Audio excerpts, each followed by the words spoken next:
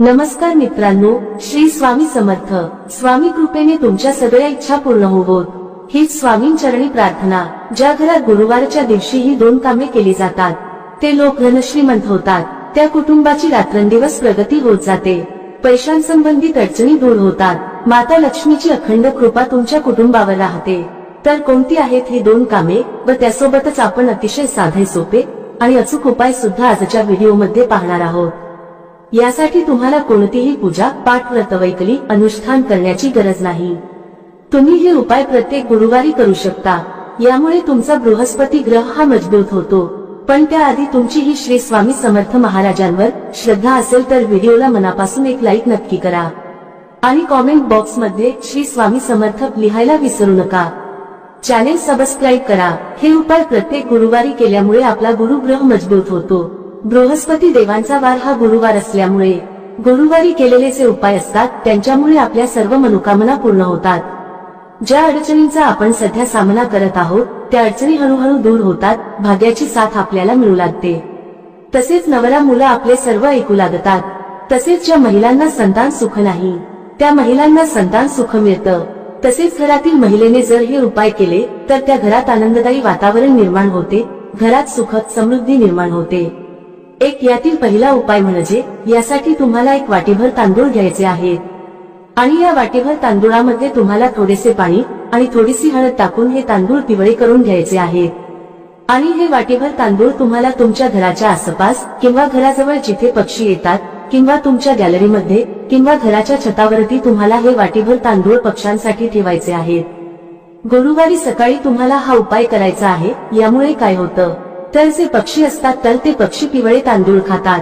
आपल्याकडून नकळतपणे गुरुवारच्या दिवशी अन्नदान हे होत राहत. त्यामुळे आपल्या कुंडीतील गुरुग्रह हा मजबूत होतो. गुरुग्रह बृहस्पती देव आपल्यावरती प्रसन्न होतात आणि यामुळे आपल्या आयुष्यात आपल्या जीवनात ज्या काही समस्या आहेत त्या आपल्याला हळूहळू कमी होताना दिसू लागतात. दुसरा उपाय म्हणजे गुरुवारच्या दिवशी तुम्हाला तुमच्या जेवणामध्ये पिवळ्या पदार्थांचा समावेश करायचा आहे. जसे की हरभऱ्याची डाळ असेल, बेसन असेल, त्यापासून आपल्याला जी काही भाजी बनवायची असेल तर ती बनवायची आहे किंवा पिवळ्या रंगाच्या फळांचा आपल्या आहारामध्ये समावेश करायचा आहे. जसे की केळी असतील, संत्री असतील. म्हणजेच गुरुवारच्या दिवशी आपण जास्तीत जास्त पिवळ्या रंगाच्या पदार्थांचे आपल्या आहारामध्ये समावेश करायचा आहे व त्याचे सेवन करायचे आहे. या उपायाने देखील आपला गुरुग्रह मजबूत होतो.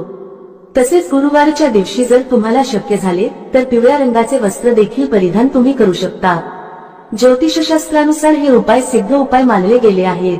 कारण प्रत्येक दिवसाचं वेगळं असं महत्व आहे. प्रत्येक दिवस हा प्रत्येक ग्रहाला समर्पित आहे. तसेच गुरुवार हा गुरुग्रहाला समर्पित आहे.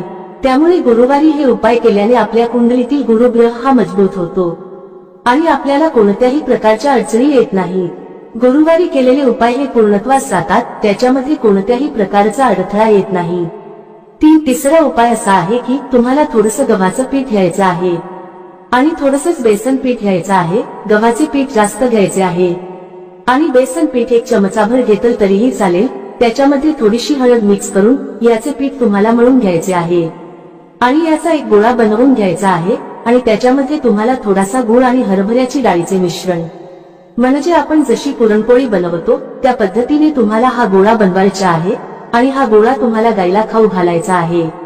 यामुळे आपल्याला गोमातेचा आशीर्वाद मिळतो.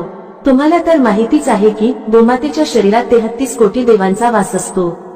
त्यामुळे गुरुवारी जर तुम्ही असे पीठ गायला खाऊ घातले तर त्याचे खूपच असे पुण्यफळ आपल्याला प्राप्त होते. हळूहळू आपली प्रगती होत जाते आणि हे आपल्या लक्षात सुद्धा येत नाही की आपले आता चांगले बदल घडू लागले आहेत. तसेच ज्यांचा विवाह होण्यास अडथळा निर्माण होत आहे त्यांचा या उपायाने लवकरात लवकर विवाह होण्यास मदत होईल. विवाह योग लवकर जुळून येईल. चौथा उपाय असा आहे की गुरुवारच्या दिवशी तुम्हाला आंघोळीच्या पाण्यामध्ये चिमूटभर हळद टाकायची आहे आणि या पाण्याने तुम्हाला आंघोळ करायची आहे. तसेच घरातील ज्या ज्येष्ठ व्यक्ती आहेत किंवा तुम्ही ज्यांना गुरु मानता त्यांना तुम्हाला गुरुवारच्या दिवशी आवर्जून नमस्कार करायचा आहे. त्यांचे आशीर्वाद तुम्हाला घ्यायचे आहेत. यामुळे तुमच्या कुंडलीतील गुरुग्रह मजबूत होतो. तसेच घरातील महिलेने गुरुवारच्या दिवशी आपले केस कधीही धुवू नयेत.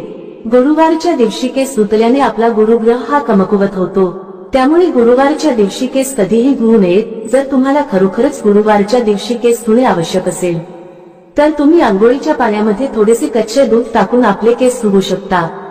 पाचवा उपाय असा आहे की गुरुवारच्या दिवशी तुम्हाला एका तांब्याच्या कलशामध्ये पाणी घेऊन त्यामध्ये तुम्हाला थोडेसे कच्चे दूध मिक्स करून तसेच त्यामध्ये थोडीशी चिमूटभर हळद देखील टाकायची आहे आणि हे पाणी तुम्हाला तुळशीला अर्पण करायचे आहे.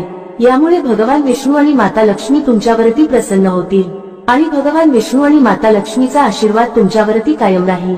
तसेच गुरुवारच्या दिवशी तुम्ही सूर्याला जेव्हा अर्घ्य देता तेव्हा त्या पाण्यामध्ये तुम्हाला थोडासा गुळ आणि थोडीशी हळद मिक्स करून या पाण्याने तुम्हाला सूर्यदेवाला अर्घ्य द्यायचा आहे. यामुळे सूर्यदेव देखील तुमच्यावरती प्रसन्न होतील आणि तुम्हाला चांगले आरोग्य देखील प्राप्त होईल. तसेच गुरुवारच्या दिवशी तुम्हाला केळीच्या झाडाची पूजा देखील करायची आहे. जर तुमच्या घरामध्ये किंवा घराच्या आसपास केळीचे झाड असेल तर गुरुवारच्या दिवशी तुम्हाला केळीच्या झाडाची पूजा नक्की करायची आहे. कारण केळीच्या झाडांमध्ये भगवान विष्णूंचा वास असतो आणि जिथे भगवान विष्णू असतात तिथे माता लक्ष्मी असतेच. तसेच गुरुवारच्या दिवशी तुम्हाला केळीच्या झाडाला थोडी हळद मिक्स करून असे पाणी अर्पण करायचे आहे. यामुळे सुद्धा भगवान विष्णू आणि माता लक्ष्मी प्रसन्न होतात आणि त्यांचा आशीर्वाद आपल्यावरती कायम राहतो. घरात सुखद समृद्धी राहते आणि ज्या काही अडचणी असतात त्या अडचणी हळूहळू कमी व्हायला सुरुवात होते. तसेच गुरुवारच्या दिवशी तुम्हाला थोडीशी हळद आणि चंदन मिक्स करून त्याचा टिळा आपल्या कपाळावरती लावायचा आहे. यामुळे सुद्धा भगवान विष्णू प्रसन्न होतात आणि गुरुग्रह हा मजबूत होतो. गुरुवारच्या दिवशी थोड्याशा पाण्यात हळद मिक्स करून हे पाणी तुम्हाला तुमच्या घरामध्ये शिंपडायचे आहे. यामुळे तुमच्या घरामध्ये जी काही नकारात्मकता आहे, जी काही निगेटिव्हिटी आहे, ती निगेटिव्हिटी नष्ट होऊन घरातील वातावरण हे सकारात्मक होते. तसेच तुम्ही गुरुवारच्या दिवशी थोडेसे गोमूत्र आणि थोडीशी हळद त्याचबरोबर थोडेसे चंदन घेऊन याचे लेपन तुम्ही घरातील मुख्य प्रवेशद्वाराच्या उंबरठ्यावरती करू शकता. हळदी आपल्या घरामध्ये नकारात्मकता प्रवेश करून देत नाही. त्याचबरोबर हळद ही माता लक्ष्मीला देखील आकर्षित करते आणि माता लक्ष्मीचा आपल्या घरामध्ये प्रवेश होतो आणि त्यामुळे घरामध्ये सुखद समृद्धी नांदते. व्हिडिओमध्ये सांगितलेल्या उपायांपैकी तुम्हाला जे उपाय शक्य आहेत ते गुरुवारच्या दिवशी नक्की करा. सर्वच उपास केले पाहिजे असे काही नाही. जे उपाय तुम्हाला शक्य आहेत तो उपाय तुम्ही गुरुवारच्या दिवशी नक्की करा. आणि सर्वात महत्त्वाचं म्हणजे वरील उपायापैकी कोणताही उपाय जरी केला तरी तुम्हाला पुण्यफळाची प्राप्ती होते. तसेच ते सर्व उपाय केल्यामुळे आपल्याला पुण्यफळाची प्राप्ती होते आणि आपल्या सर्व अडचणी हळूहळू दूर होतात. तरीही तुम्हाला सर्वच उपाय करणे शक्य नसेल तर सर्वात अगोदर जो उपाय सांगितलेला आहे, पिवळे तांदूळ घेऊन ते पक्ष्यांना खाऊ घालणे, तर यामुळे मुक्या जीवांना तुम्हाला खाऊ घालण्याचे पुण्य पदरात पडेल आणि तुमच्या घरातील ज्या काही समस्या आहेत, ज्या काही अडचणी आहेत त्या हळूहळू नक्की दूर होतील. घराची प्रगती होईल, घरात समृद्धी येईल, मुलांची प्रगती होईल, आपल्या पतीचे प्रगती होईल. या सेवा महिलांनी केला तर चांगलंच आहे, पण जर पुरुषांनीही केल्या तरी सुद्धा काहीही हरकत नाही. जर तुम्हाला हा माहितीपूर्ण व्हिडिओ उपयुक्त वाटला असेल तर व्हिडिओला एक लाईक नक्की करा आणि कॉमेंट बॉक्स मध्ये श्री स्वामी समर्थ नक्की लिहा. चॅनेल सबस्क्राईब करा. धन्यवाद. श्री स्वामी